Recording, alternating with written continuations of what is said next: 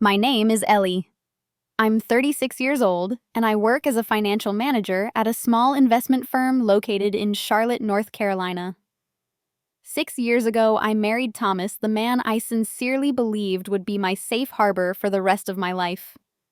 Thomas wasn't an overtly romantic man, but he possessed a kind and calm demeanor, and he always had a way of making me feel truly heard and understood. We weren't a perfect couple by any means, but we functioned as a great team. We lived in a small, charming vintage house nestled in the suburbs. Every morning, he would make the coffee and I would prepare breakfast. We certainly had our disagreements, as all couples do, but we always made a point to work them out before going to bed. It was those simple, consistent routines that made me feel like the luckiest woman in the world. That is until Avery, my younger sister, reappeared in my life, bringing with her a devastating storm that I never saw coming. Avery is 4 years my junior. She had been living in Austin with her ex-boyfriend, a flashy, boastful lawyer whom I had never particularly liked. They broke up quite suddenly. I never received the full details. One day she just called me, her voice tight, strained, and audibly cracking with emotion. "I don't have anywhere else to go," she'd said. I knew Avery wasn't the type to admit defeat easily, so hearing her voice in such a vulnerable state made my heart sink with concern. I immediately told her, "Come home. You can stay with Mom and Dad if you want, or we have a spare room here." A few days later, Avery rolled her suitcase onto my porch just before midnight. Her eyes were shadowed and tired, her lips pale, and it was painfully obvious that she had been crying for the entire duration of her drive from Texas to North Carolina. I hugged her tightly, trying to hide the creeping anxiety that was beginning to form in my chest. Avery had always been the cherished princess in our mother's eyes. Ballet recitals, expensive lace dresses, even her own personal curling iron. Back in elementary school, she had always had it all. Me. I was perfectly content with a good pair of running shoes and an engaging book. Dad loved me, I knew that, but he was always quite soft-spoken and often deferred to Mom. And Mom. She never made any attempt to hide her blatant favoritism towards Avery. Even after all those years apart, I had hoped that time and distance might have softened the sharp edges of the past. I genuinely wanted to believe that now as adults we could somehow start fresh. She stayed with our parents for the first few weeks after her return, but then she started calling me almost every single night, complaining about feeling controlled, saying things like, "Mom still thinks I'm 17. I understood that feeling all too well. So I brought up the situation to Thomas. He works as an HR manager at a large software company located in uptown Charlotte. Knowing that Avery had a degree in communications, I asked him, "Would you mind checking if your company has any open roles that might be a suitable fit for her? I really don't want her falling further behind in her career." Thomas hesitated for a moment but eventually agreed. He had met Avery a few times during various holiday gatherings and used to describe her as sweet, but somewhat unpredictable. A week later, Avery landed a job in internal communications at his company. The starting salary wasn't bad at all. Avery lit up like a child on Christmas morning upon hearing the news, and I breathed a profound sigh of relief. I truly thought things were finally going to be okay. I genuinely believed I was doing the right thing being a supportive older sister. But as it turns out, I was the one who unknowingly opened the door and invited the devastating storm directly into my own home. Things started to change subtly about 2 months after Avery began working at Thomas's company. At first, it was just little things like hushed private conversations between them. I began to notice that whenever I walked into the living room, they would often burst out laughing mid-sentence, then exchange quick knowing glances as if they had just shared something intimate that I wasn't meant to overhear. When I would ask what was so funny, Thomas would usually just shrug and say, "Oh, just work stuff." Avery would then beam and add, "You wouldn't get it, Ellie." I'm not naturally a suspicious person. I trusted my husband implicitly. But over time, a persistent sense of unease began to creep into my mind, quiet, cold, and relentless, like water slowly seeping under the floorboards. One Wednesday afternoon, I happened to get off work earlier than usual. I came into the house through the back door, an old ingrained habit from my college days. The door was already slightly ajar. The kitchen was completely silent, but I could distinctly hear laughter coming from upstairs. My steps instinctively slowed as I recognized the voices. Avery and Thomas. They were talking, and then came that laughter again, intimate and with an odd, unsettling warmth to it. I called out, "Thomas!" The footsteps upstairs stopped immediately. A few moments later, Thomas came downstairs looking surprisingly calm and casual. "Oh, you're home early," he remarked. "Avery and I were just working on some slides for Friday's important presentation." Avery followed right behind him, still holding her laptop. She smiled a smile that seemed to suggest she belonged there perfectly at ease. I didn't say much at the time, but I couldn't shake the growing, gnawing discomfort. A week later, I noticed something else that was strange. I am a creature of habit. Even the precise way I make the bed follows a strict, unvarying routine.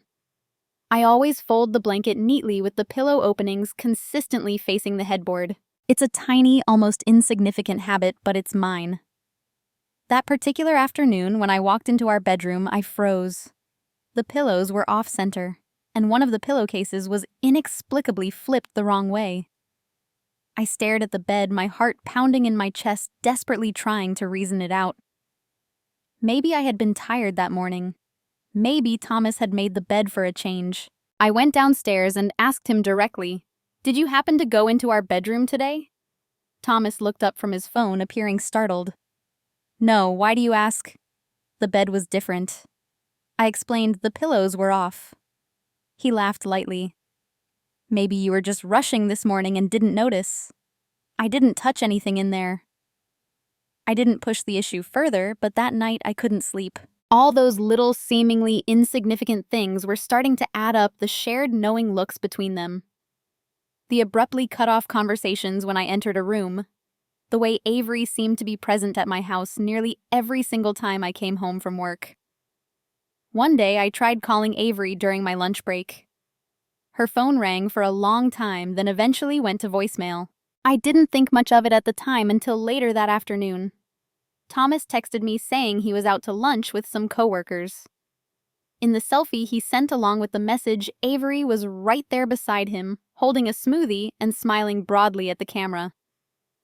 No one had said anything explicitly wrong. No one had overtly crossed a clear line. But I increasingly felt like I was slowly yet surely being pushed out of my own life, gently, quietly, almost without a trace. I started coming home from work earlier on a regular basis, hoping to catch something more concrete than just a misaligned pillow. But each time they were there, smiling, cheerful, and discreetly professional. I had no tangible proof, but I knew deep down. Some part of me was screaming, "Something's not right here. Something is happening in your own home, Ellie." And yet I was still desperately clinging to whatever piece of normalcy I had left, like gripping a railing tightly in a gathering storm that hadn't yet fully formed. I never imagined I would have to question the man I had chosen to marry the man I loved. But the more I tried to convince myself that I was merely imagining things, the more the undeniable truth started to show through like a tiny crack in glass, small at first, but utterly impossible to ignore. That Friday night, I suggested a weekend getaway to Asheville. It was a place we used to visit frequently right after we got married, a place of pine forests and cozy cafes tucked away in the mountains, a place of cherished memories. Thomas agreed immediately, even seeming quite excited about the prospect. But I had a hidden purpose. I needed to know the truth. I desperately needed an answer. That evening, after a romantic dinner by the lake, we took a leisurely walk through the historic district of the town. Thomas held my hand, just like always, told stories about his work, and even added in a few soft, familiar jokes. I listened, or at least pretended to, but my mind was consumed with formulating a plan. Later that night, in our rented wooden cabin, after we had both washed up and gotten ready for bed, I sat on the edge of the bed and looked directly at him. "Thomas," I said, my voice low but remarkably steady. "I need to ask you something. You and Avery. Something's off. I've felt it for a while now, but I need the truth from you. Is there something going on between you two?" He stood still for a moment, his hands still in the process of buttoning his pajama shirt. I saw his eyes shift a fleeting flash of surprise, then immediate avoidance. "What are you saying, Ellie?" he asked, his voice feigning incredulity. "You think I'd... with your own sister?" I remained silent, waiting, my gaze unwavering. He stepped closer, and then exhaled a long, slow breath as if he were finally letting go of a heavy burden. His eyes reddened, and his voice cracked with emotion as he confessed. "I'm sorry, Ellie. I honestly didn't mean for it to go this far. It just started with talking, just casual conversation." Avery. She really understands me. And then, well, things just happened. I felt like I couldn't stop it. I don't know how long I sat there frozen in disbelief. Everything around me seemed to recede, the words echoing as if they were coming from another world entirely. Thomas. The man I had once trusted more than anyone else in the world was now standing before me, confessing to a profound betrayal with my own sister. Was it in our house?" I finally managed to ask, even though a sinking part of me already knew the devastating answer. He lowered his head, saying nothing. That silence in that moment hurt more than any verbal confession ever could. I stood up, grabbed my coat and purse, and walked out of that cabin without looking back even once. Only one thought consumed my mind. I couldn't spend another single second next to him. I drove back to Charlotte in the dead of night, the sound of the rain relentlessly tapping against the windshield, my heart pounding a frantic rhythm in my chest. I don't even clearly remember how I managed to make it home safely. When I finally pulled into my driveway, the sun was already beginning to rise, painting the sky in hues of gray and pink, and the vast, aching emptiness inside me had never felt more real or more profound. Thomas returned later that afternoon in an Uber. He brought a suitcase with him and eyes that were filled with an almost unbearable weight of guilt. I didn't say a single word to him. I just walked into the bedroom and firmly closed the door. He packed a few of his things and then left. For good this time. I called a lawyer the very next morning. There were no tears, no dramatic screaming scenes. Just an end. Clear, unequivocal, and final. I called my parents too, only to discover that they already knew about the affair. And what truly took my breath away, what left me utterly speechless, wasn't Avery's betrayal itself, as heinous as that was, but rather my own mother's shockingly callous response. "It's unfortunate, Ellie," she said, her voice devoid of any real sympathy. "But Avery deserves to be happy too. You and Thomas clearly weren't the same anymore. Maybe things just happened for a reason." I stayed quiet for a long moment, absorbing the full impact of her words. Then I simply hung up the phone. I didn't need to hear another single word from her. I moved out of the house 3 weeks later. I sold everything, meticulously erasing every last trace of a marriage that had in truth died long before that final painful confession. And I locked every door, not just to Thomas, but also to Avery, and most painfully to a family who seemed to genuinely believe that I could and should somehow forgive the unforgivable. I used to think that no matter what happened in my life, at least my parents would always stand by me, always support me. But maybe once again I had been incredibly naive to expect loyalty from people who had consistently throughout my entire life viewed the world primarily through Avery's self-centered lens.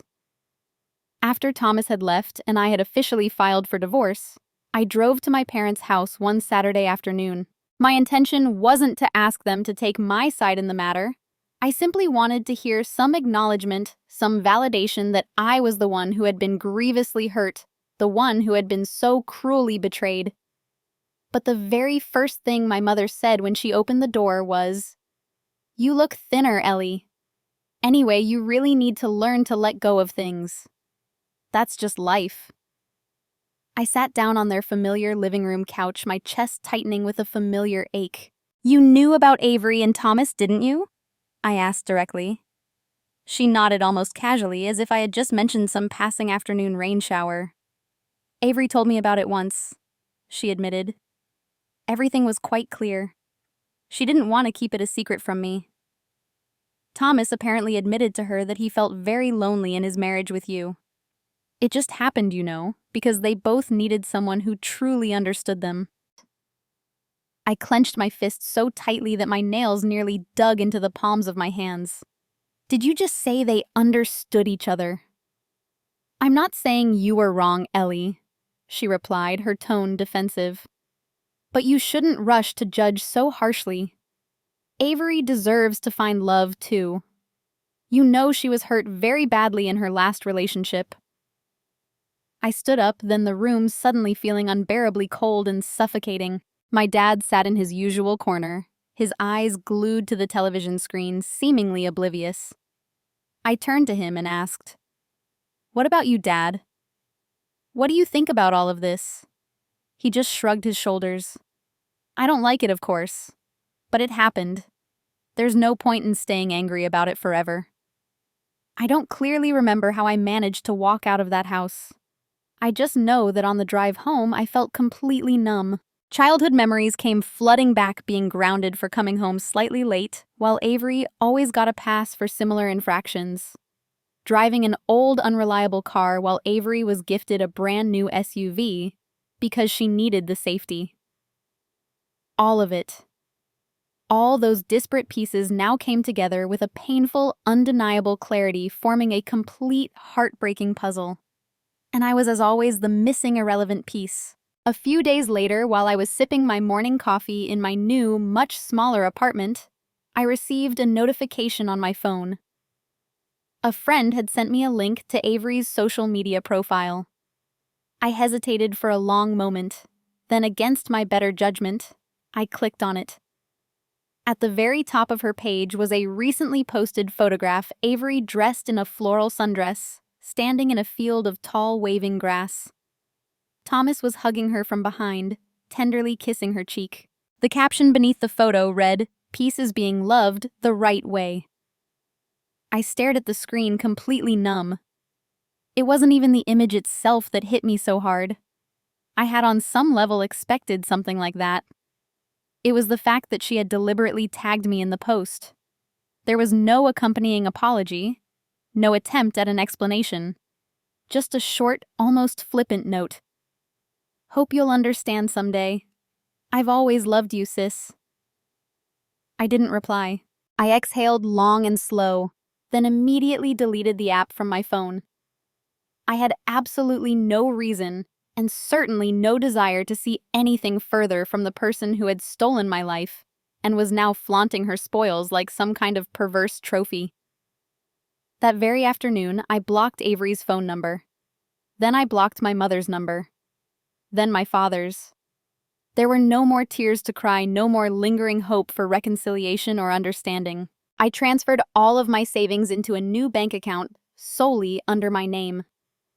The small apartment I was living in wasn't where I planned to stay forever, but at least it didn't carry the suffocating scent of betrayal that my former home now did. I also changed my phone number and meticulously erased my old address from every conceivable online platform and personal record. From that moment onward, I was no longer Avery's sister, nor was I Thomas's ex-wife. I left Charlotte on a drizzly October morning, the red and gold autumn leaves drifting gently across the hood of my car like a quiet, somber goodbye. I didn't tell anyone where I was going. No friends, no coworkers, and certainly not my family.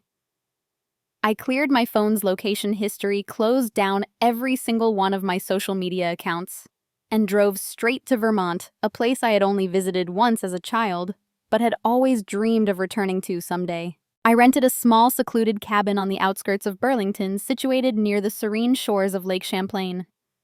No one here knew who I was, and I didn't feel the need to be anyone other than myself. Just Ellie, the woman who was slowly, painstakingly learning how to breathe again after enduring a devastating storm that was aptly named Betrayal. For the first few months in Vermont, I barely left the confines of the house. I took long, solitary walks by the lake, filled countless pages in my journal with my thoughts and feelings, and read more books than I ever had before in my entire life.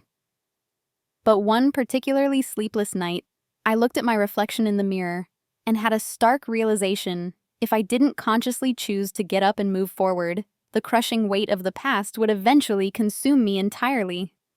So I called the local therapy center and booked my very first appointment. My therapist's name was Melissa, a kind-eyed woman in her 40s with a soothing voice that reminded me of a gentle, rainy afternoon lullaby. For nearly a full year, I went to see her every single week, slowly and carefully peeling back the thick, painful layers of anger, grief, and deep-seated pain. Some days I sat in complete silence, unable to articulate the turmoil within. Other days I cried until I literally couldn't speak anymore. But I kept going because I knew with a certainty that resonated deep within my soul that only by directly confronting the trauma could I ever truly hope to move on from it. About 10 months into my therapy journey, Melissa gently suggested that it might be time for me to consider opening myself up to life again. "Ellie," she said softly, "you've come far enough now to stop identifying as the victim. It's time for you to choose what you genuinely want for your future, not just to continue avoiding what you fear from your past." I listened intently to her words. I started by taking on a few part-time office management gigs in the area.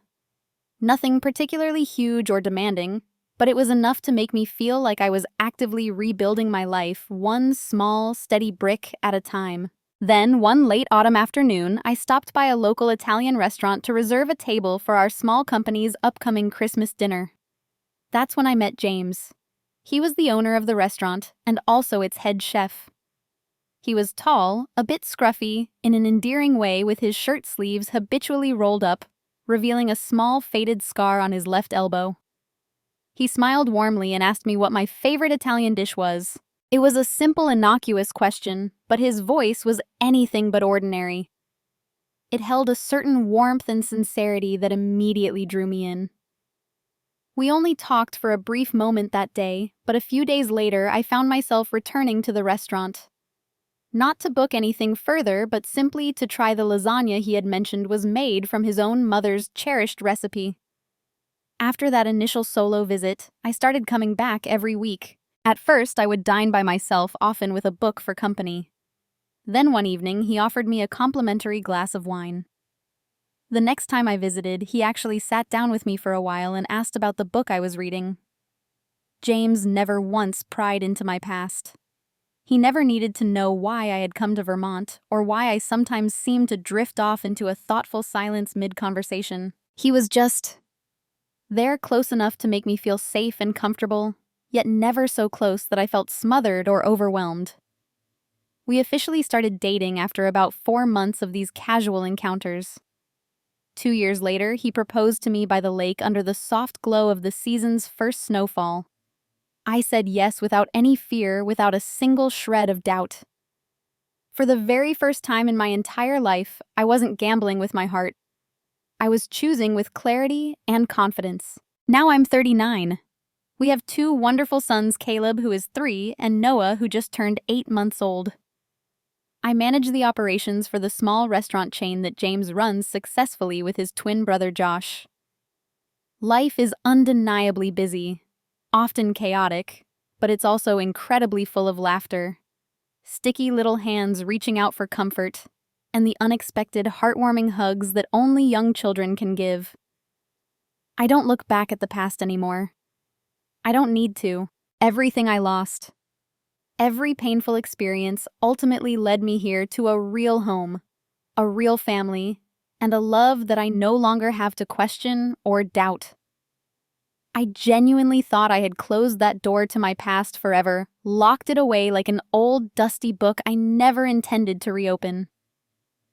But the past, as it often does, has a peculiar way of finding its way back into your life when you least expect it. One sunny June afternoon, just after I had picked Caleb up from preschool, my phone buzzed with a delivery notification from an unnamed, unfamiliar address.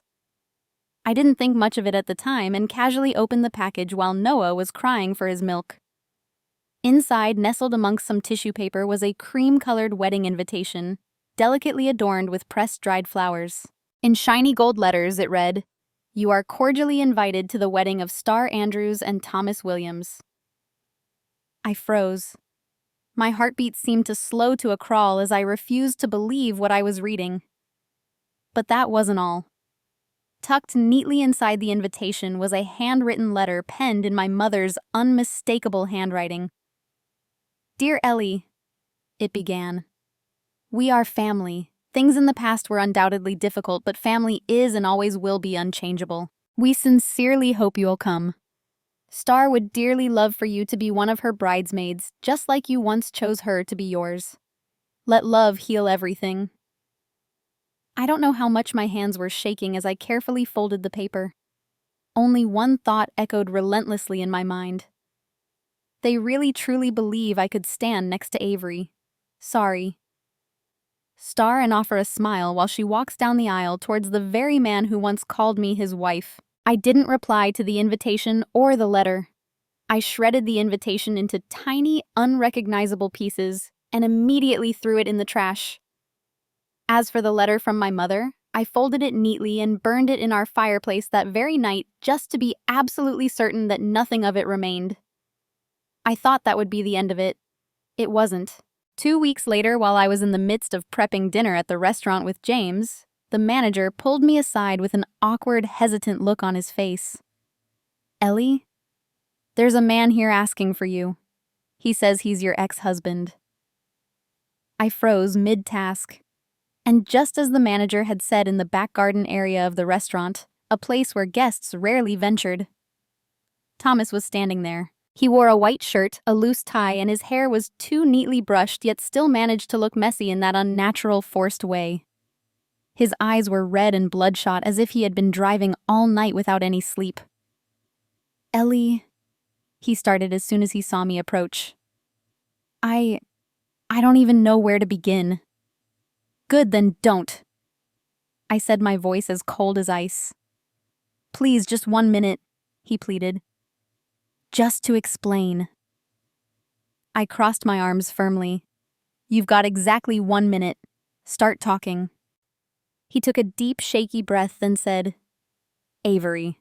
She cheated. With at least 2 different people. One of them was a business partner of mine. I know it's far too late now, but I need closure. I just need to hear you say, no."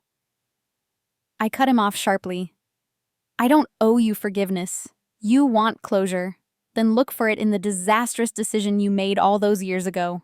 You had a wife, a home, a loving family, and you carelessly threw it all away for some fleeting illusion with someone who has always believed the world revolved solely around her.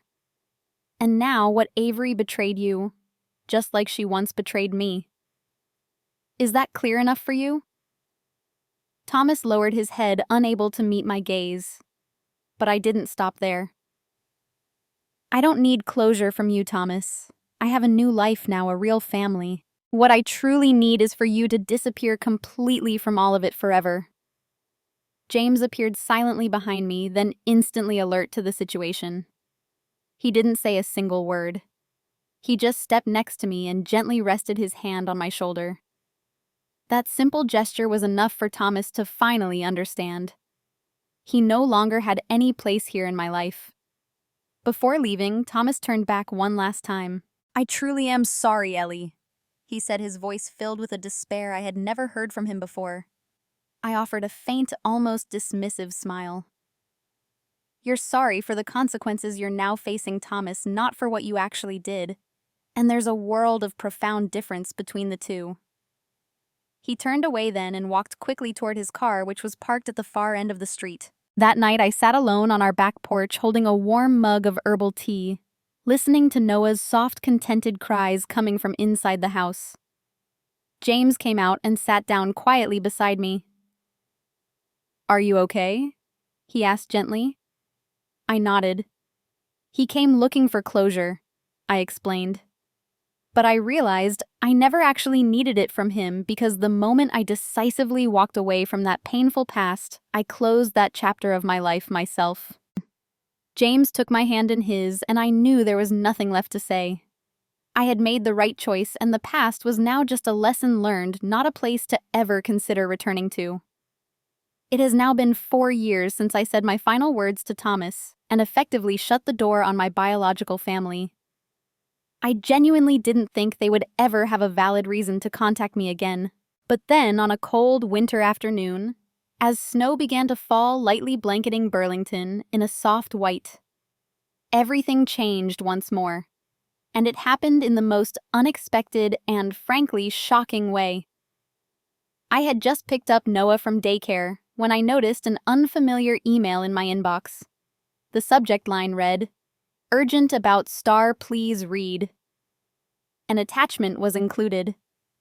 The sender was my mother. I was about to delete it unread, but something, maybe a deep-seated instinct, or perhaps just a flicker of morbid curiosity, made me pause. I opened it. Inside was a hastily written, almost frantic message, and a scanned photo of a medical report. There was no sugarcoating, no preamble. Avery, or Star, as she now insisted on being called, was in end-stage kidney failure. The doctors had apparently said she needed a transplant as soon as humanly possible, or time was rapidly running out. At the bottom of the email were desperate pleading words. "You are your sister's only hope, Ellie. The doctors say immediate family members are most likely to be a compatible match. You can get tested in Minnesota. We're not trying to force you, but please, Ellie, just consider it." I set the phone down, feeling overwhelmed by a complex wave of emotions I couldn't quite name. I wasn't angry, not anymore. But I didn't feel any particular pity either. Just a long, profound silence seemed to descend upon me, as if the universe itself were testing me one final crucial time. That night, I told James everything. He didn't overreact or offer unsolicited advice. He just looked at me for a long, thoughtful time and then said quietly, "I can't make this decision for you, Ellie. But whatever you ultimately choose to do, please know that I'll be right here supporting you." It took me 3 full days to finally make my decision. Then I went to the hospital in Burlington to have my blood tested, specifically asking them to compare my results with Avery's medical records at the hospital in Missouri where she was being treated. I said nothing to my mother during this time. I replied to no one's messages or calls. If the test results came back as incompatible, then it would all simply end there, a matter of biological fate. But life, as I had learned, is rarely that simple. A week later, I received a call from the transplant center. The doctor's voice was clear and professional. "Ms. Ellie, the good news is that you and the patient, Ms. Andrews, have an extremely rare tissue match. It's almost perfect, in fact." I exhaled deeply, my heart pounding so hard against my ribs that I actually had to sit down. Oddly, what made me shiver in that moment wasn't the seemingly good news itself. It was the stark, unavoidable fact that from this moment onward, I held the life of someone who had once so callously and completely destroyed mine. I sent a short, concise email to my mother simply confirming that I was indeed a compatible match. But I made my conditions unequivocally clear. I will come to Missouri, alone. My children and James will not be accompanying me. I will go directly to the hospital and nowhere else. And I am not committing to anything further until I have heard everything I need to hear, from everyone involved. I took a red-eye flight and landed in a freezing St. Louis. As I walked into the sterile hospital lobby, I spotted my mother immediately. Her hair was now mostly gray, and her frame seemed significantly thinner than I remembered. My father sat nearby, his head buried in his hands. They both stood up as soon as they saw me. "Ellie?" My mother called out, her voice breaking with a mixture of relief and anxiety. I didn't respond verbally. I just walked straight past them and directly to the doctor's office as previously arranged. The meeting with the medical team was quiet, almost somber, broken only by the sound of papers flipping and the relentless rhythmic ticking of the large wall clock. Finally, the lead doctor turned to me. "If you agree to proceed, Ms. Ellie, we can schedule the surgery within the next 2 weeks. Star's condition is currently very critical." I nodded, then stated clearly, "I want to see her first. Just me and Avery. No one else present in the room." A few minutes later, I entered Avery's hospital room.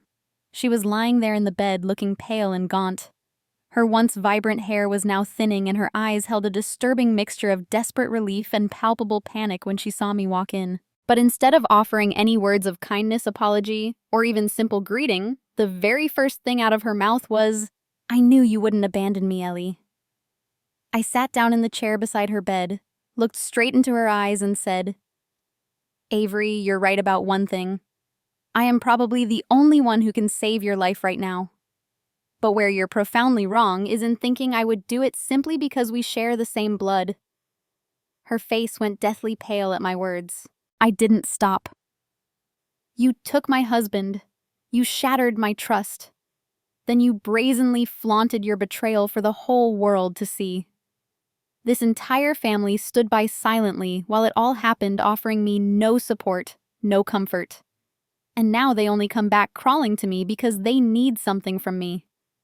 There has been no real apology, no genuine acknowledgement of the immense pain and damage that was inflicted." I stood up, then my gaze colder than I ever thought possible. "I'll think about it, Avery. But if I do this, it won't be for you. It will be for my 2 sons. So that one day, when they are old enough to understand, they'll know that their mother did the right thing. The compassionate thing, even in the most incredibly painful and difficult moment of her life." And with that, I walked out of the room, leaving behind a face contorted with shock and a dawning, terrifying fear. Because for the very first time, Avery was beginning to realize that every single choice in life, especially those made at another's expense, carries an inevitable and often heavy price. I returned to the hospital the following morning after a long, sleepless night, not because I was uncertain about my decision, but because I wanted every single word I was about to say to be crystal clear, undeniably calm, and absolutely impossible to misinterpret. I had lived my life for others once, for their approval, for their comfort. Now I lived to protect myself, and most importantly, my children. When I entered Avery's room, she was still there, looking even thinner than the day before, her skin an eerie, almost translucent shade of gray under the harsh, unforgiving hospital lights. My parents stood on either side of her bed like 2 lifeless, silent statues, their very presence in the room feeling suffocating and strangely out of place. But my focus was solely on Avery. I pulled up a chair, then calmly placed the medical file containing my compatibility results on the small table beside me. There would be no theatrics, no dramatic setup. "Avery," I began, my voice slow, steady, and devoid of any discernible emotion. "I received my test results. And yes, as it turns out, I am a perfect match for you." Her eyes widened almost imperceptibly, her lips trembling as if she were about to cry with overwhelming relief. But I didn't give her the chance. "However," I continued, "I will not be donating my kidney to you." The room froze. Avery's body went completely rigid in the bed. My mother gasped audibly. "Ellie, what are you saying? This is your sister's life we're talking about." I turned to my mother, then noticing her eyes were now wet. Not with tears of regret for past wrongs, but with tears of acute disappointment that her desperate plan wasn't unfolding as she had expected, as she had perhaps demanded. "You call her my sister?" I questioned, my voice dangerously low. "The one who slept with my husband and then proceeded to post pictures of their affair online like some kind of perverse trophy. The one who deliberately tagged me in a photo of them hugging just to cruelly prove that she had won." I looked back at Avery. She couldn't hold it together any longer. Tears streamed down her pale face as she instinctively reached for my hand. "Ellie, I was so wrong. I know that now. But you're the only one who can save me. Please, Ellie, don't let me die." I deliberately pulled my hand away, my eyes as sharp and unyielding as tempered steel. "You're not dying because I am saying no, Avery. You are currently living, or rather dying, as a direct consequence of your own choices. You actively picked betrayal. You systematically destroyed everything good we once shared. And now this is the unavoidable result." I stood up, pulled a folded paper from my pocket, and placed it carefully on the table, a copy of my test results, the proof of my compatibility. Then I looked at all 3 of them, my parents and Avery, one final lingering time. "This," I stated, indicating the paper, "is the only thing I will be leaving behind for you. There will be no thank yous from me for this intrusion. there will be no further contact between us ever. And if any of you ever try to reach out to me or my family again, I will have my lawyer handle it swiftly and decisively." My mother was visibly stunned into silence. My father, true to form, said nothing at all. He never did. As I turned to leave the room, Avery cried out desperately behind me, her voice shaking and filled with a raw, desperate fear. "Ellie, how can you possibly live with this decision?" I didn't stop. I didn't turn around. I just answered calmly, my voice even as I walked away. Easily, because for the very first time in my entire life, I unequivocally chose myself. That night, I returned to Burlington, back into the loving, welcoming arms of James and our two wonderful boys. Caleb ran to hug me as if I had just returned home from some grand, epic adventure. And little Noah smiled broadly, waving his tiny hands excitedly in the air. I told James everything that had transpired. He didn't ask if I regretted my decision. He just held me close for a very long time, and then said with a sincerity that warmed my soul, "I'm so incredibly proud of you, Ellie. Truly. I know some people might hear my story and say that I was too harsh, that I essentially let someone die. But those people haven't lived my story. They weren't the ones who were so profoundly betrayed. They weren't the ones who were callously pushed out and abandoned by their own blood. They didn't have to painstakingly rebuild their entire existence from absolute nothing, armed only with a shattered heart and barely a fragile thread of hope to cling to. I didn't choose Avery's ending. She wrote it herself, page by painful page, with every selfish and destructive choice she made. And I chose to start an entirely new book. With James. With my children. With the deep, abiding peace I have fought for so many years to finally find. And I know with an unshakable certainty that if anyone ever asks me if I have any regrets about my decision, the answer will always and unequivocally be no. My story isn't just about escaping a devastating betrayal. It's about reclaiming a fundamental sense of self-worth from a wreckage that once seemed utterly beyond any hope of repair. I used to mistakenly believe that I needed my biological family to survive until the day they definitively turned their backs on me, and I discovered to my own surprise that I could stand tall anyway. Now I am no longer the woman who was so cruelly betrayed by her husband and her sister. I am a mother. I am a wife.